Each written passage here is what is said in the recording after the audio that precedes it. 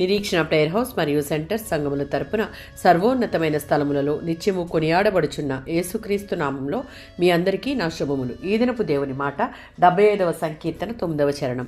నేనైతే నిత్యము ఆయన స్తుతిని ప్రచురము చేయుదును. ప్రపంచంలోని పరిస్థితులు ఏమాత్రం అనుకూలంగా లేనట్టు కనిపించినా దేవుడు అనుకూల సమయంలో జోక్యం చేసుకుంటాడని, అవన్నీ ఆయన ఆధీనంలోనే ఉన్నాయని గ్రహించిన ప్రజలు ఆయనకు బహిరంగ ఆరాధనలో స్తుతులు చెల్లిస్తూ రాసిన కీర్తన ఇది. 145వ సంకీర్తన 1-2 చరణాలలో రాజైన దావీదుకు తన రాజు పరలోకంలో ఉన్నాడని, ఆ దేవాది దేవుని నిత్యము స్తుతించాలని గట్టిగా తీర్మానించుకున్నాడు. తన పరిస్థితులు ఎలాంటివైనా, ఆరోగ్యమైన, వ్యాధి అయినా, సౌకర్యం ఉన్నా, ఇబ్బంది ఉన్నా, ఆనందమైన, దుఃఖమైన, ప్రతిదినం దేవుని స్తుతిస్తాను అని తాను తీర్మానించుకున్నాడు. 63వ సంకీర్తన 4వ చరణం.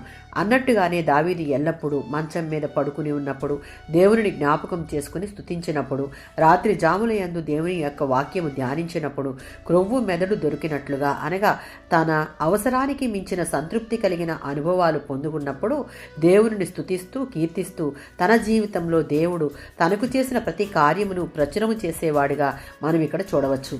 ఈ కీర్తన దావీదు ఎడారులో ఉన్నప్పుడు రాశాడు.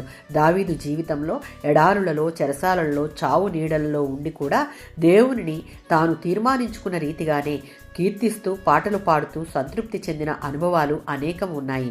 అందుకే అనేకమైన కీర్తనల్లో నా ప్రాణమా యెహోవాను స్తుతించు, ఘనపరచు అని తనను తాను ప్రోత్సాహపరుచుకుంటూ ఉంటాడు.